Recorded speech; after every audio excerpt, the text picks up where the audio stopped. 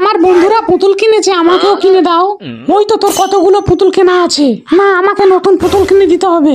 আমি পারবো না, ধুর।